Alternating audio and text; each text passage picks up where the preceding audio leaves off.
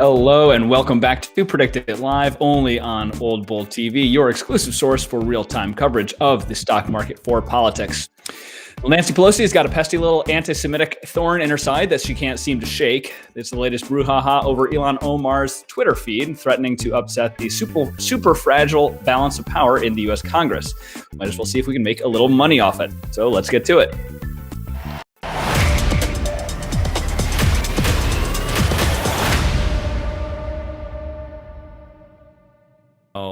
Welcome back, political traders. I am your host, Flip Pideaux. And of course, as always, if you are new to PredictIt, we are setting viewers up with $25 in free real cash to get started trading. You just go to predictit.org/promo/oldbull25 to collect.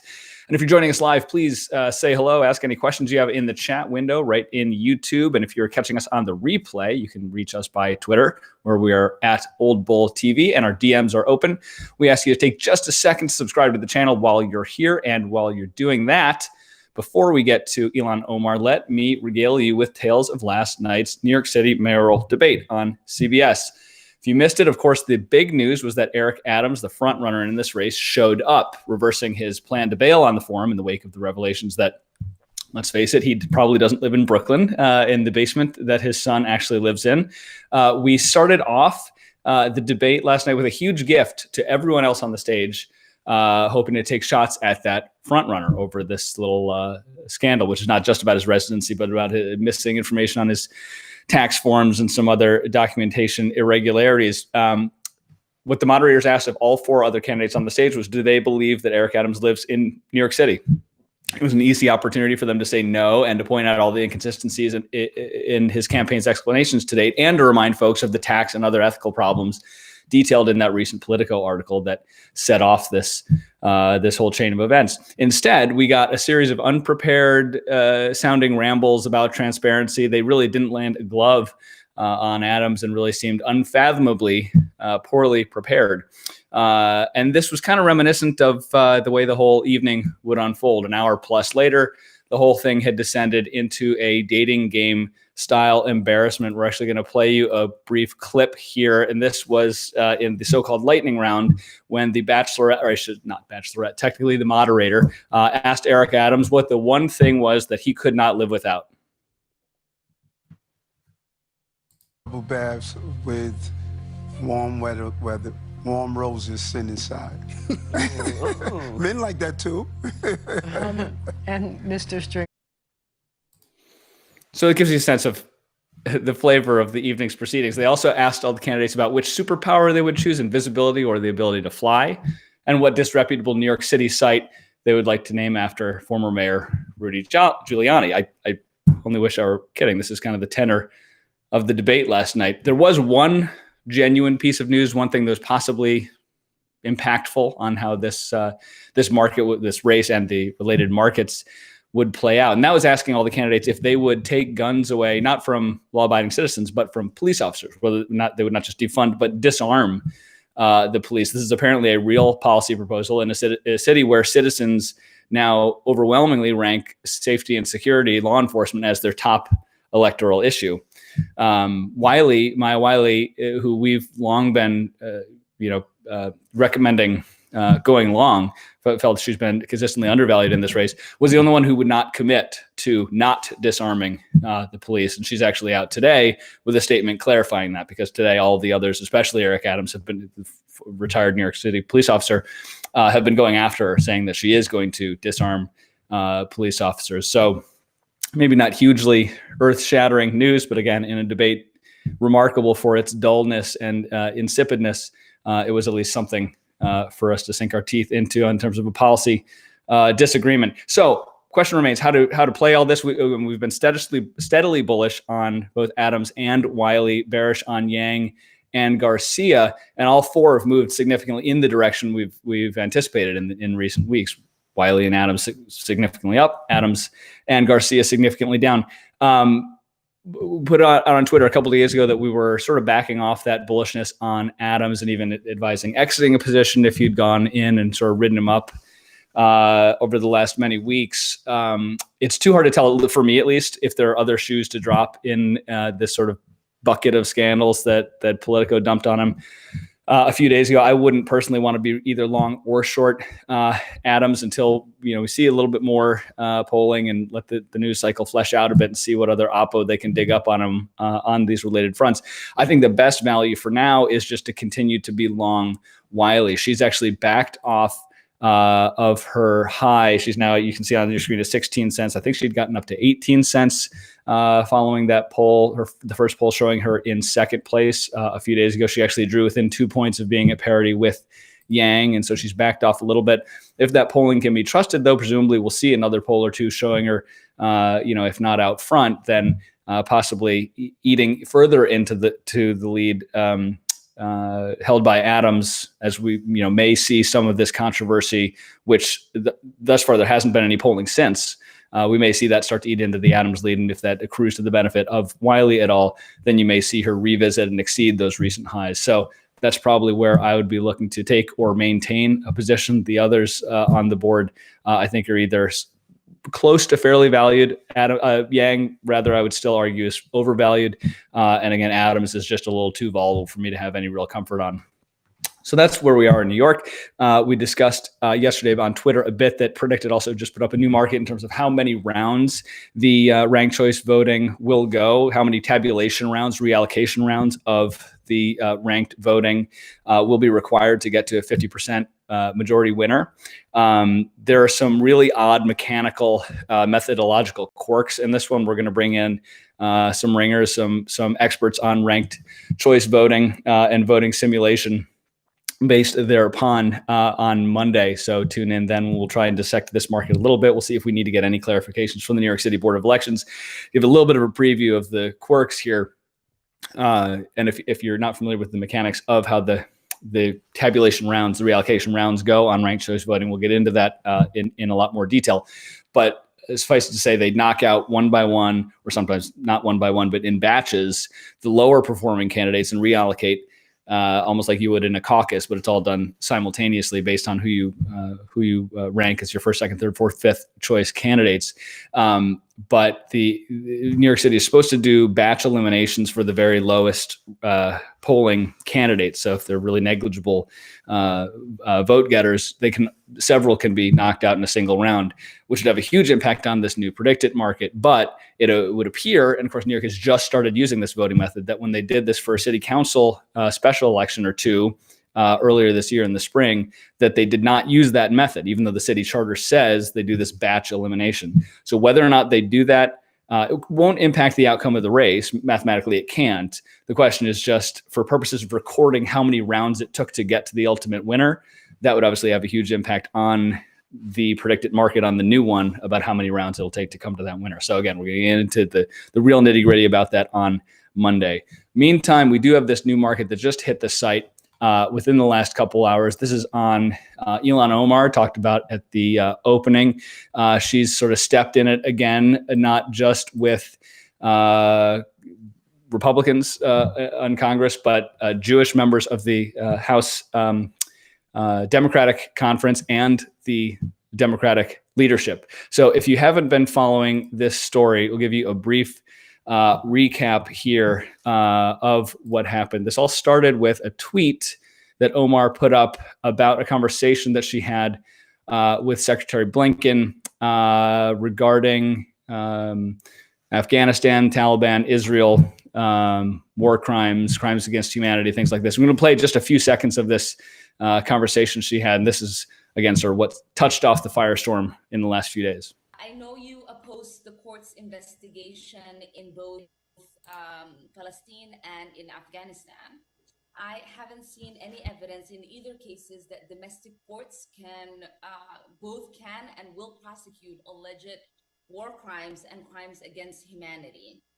And I would emphasize that in Israel and Palestine, this includes crimes committed by both the Israeli security forces and Hamas. In Afghanistan, it includes crimes committed by the Afghan national government and the Taliban. So in both of these.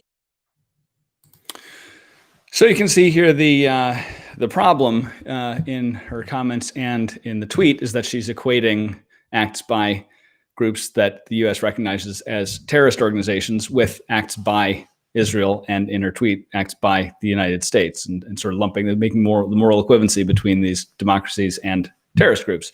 So, not surprisingly, this was met with a displeasure among other members of Congress, as I mentioned, including from her own party. In fact, a group then of 12 Jewish Democrats put out a letter, which you see on screen there, led by Congressman Brad Schneider of Illinois, condemning what she said and calling it unacceptable.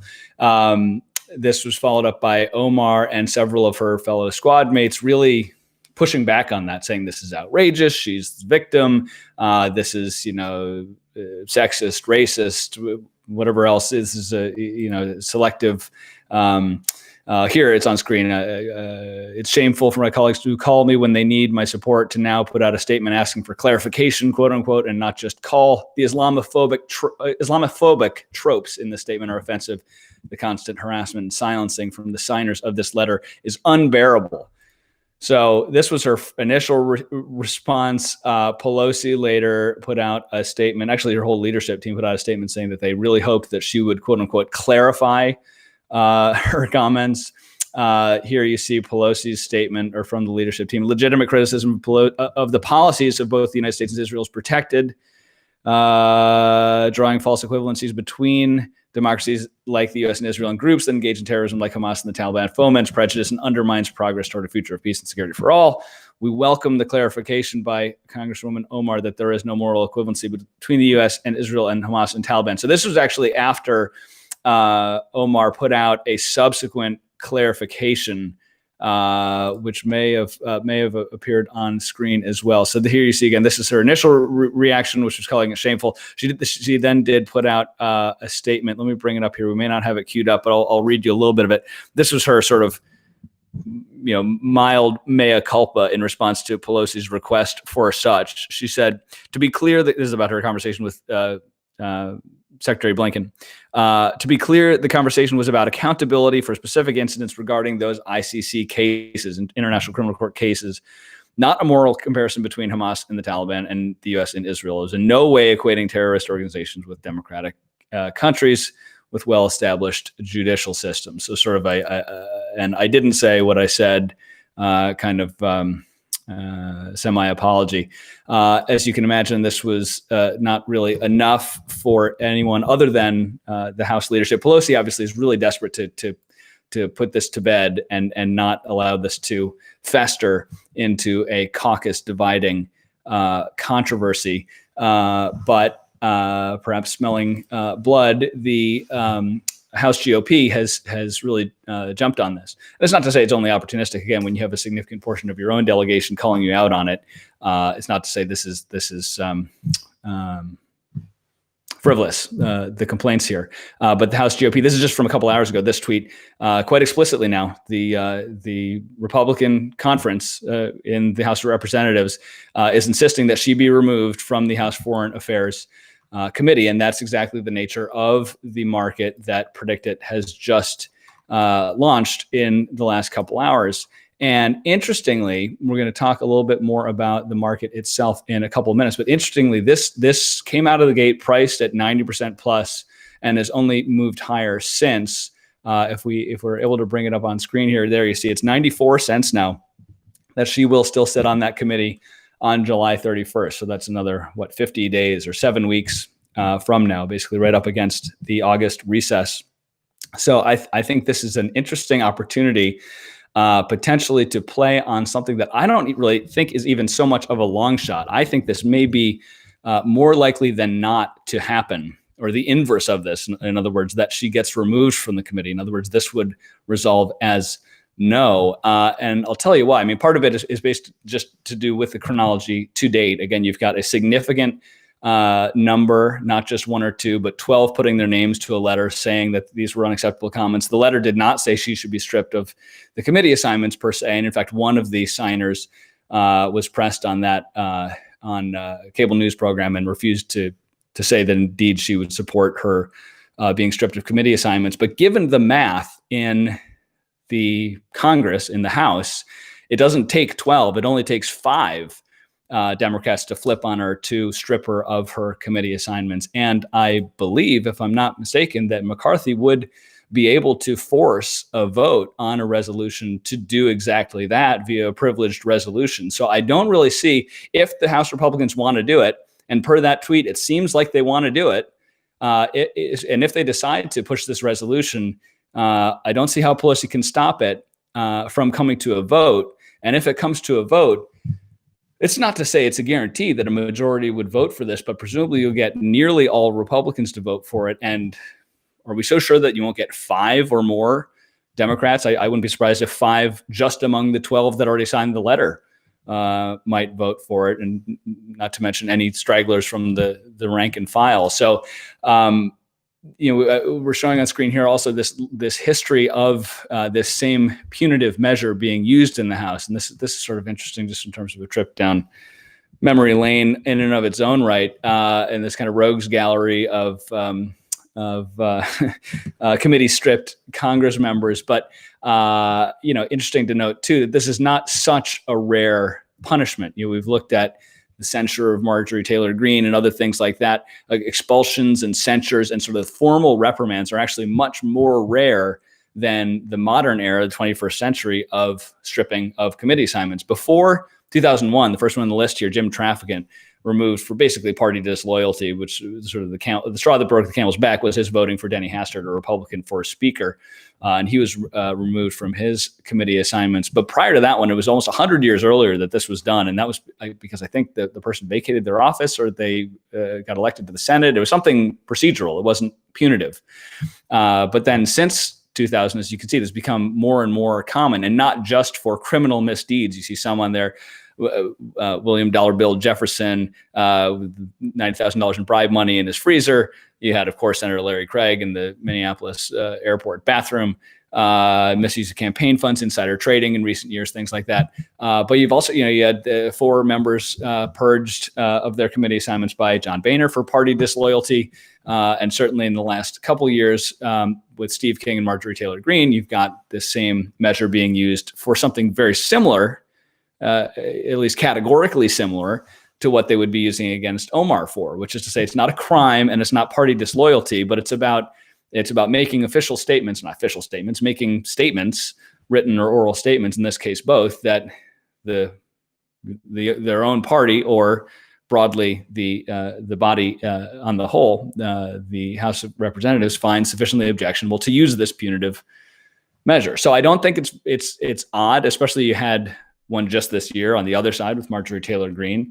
So Republicans might really feel there's some tit for tat here. Again, they did just today come out and say, we demand that she be removed. Well, they have a tool by which to so demand, by introducing the resolution to strip her of that. They haven't yet done it. We've actually reached out to a couple of relevant Congress members' offices.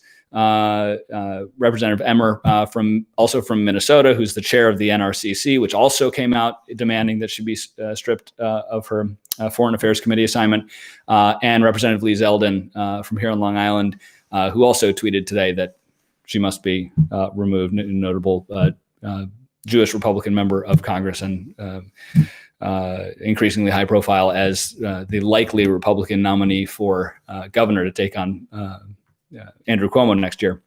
So it seems to me that there's a really good chance that this gets introduced. And if it gets introduced, a pretty good chance of actually passing.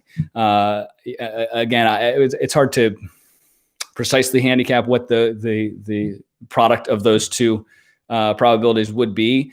But were I forced to take a position at even odds, I think I would prefer to be on the side of her getting stripped in this time frame, by the end of July. But it certainly suggests, if that analysis is anywhere near correct, that getting this at 10-1 is just a fantastic bargain. This seems to me to be hugely overpriced. Again, it's sort of phrased in the inverse. Will she still be on the committee at the end of July?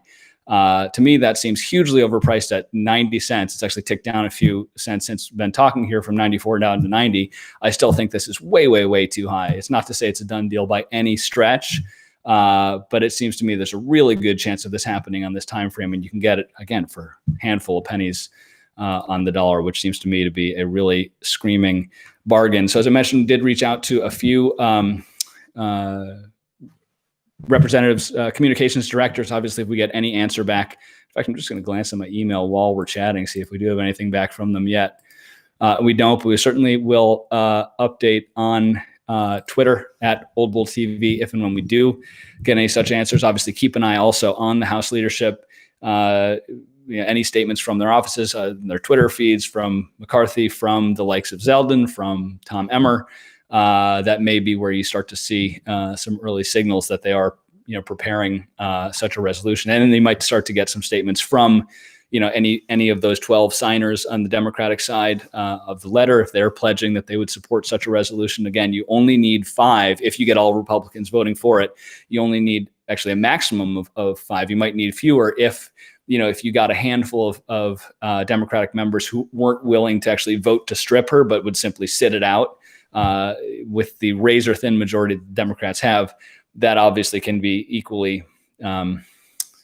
successful in terms of getting her taken off of this committee and possibly yielding you a relatively quick 10-to-1 upside potential. And worth thinking about too, in terms of its impact on any number of other markets on the site, is what impact that has on various other legislative outcomes. I mean, there's a good reason that Pelosi sought to diffuse this so quickly and thoroughly, and I'm sure she's not particularly happy that she's not succeeded in doing so thus far with that razor-thin minority. If Ilhan Omar does get stripped of this prestigious committee, you've got 6-7 squad members who are going to be really, really irate about it. And if they have a majority of 219 to 211, that's an 8-seat majority.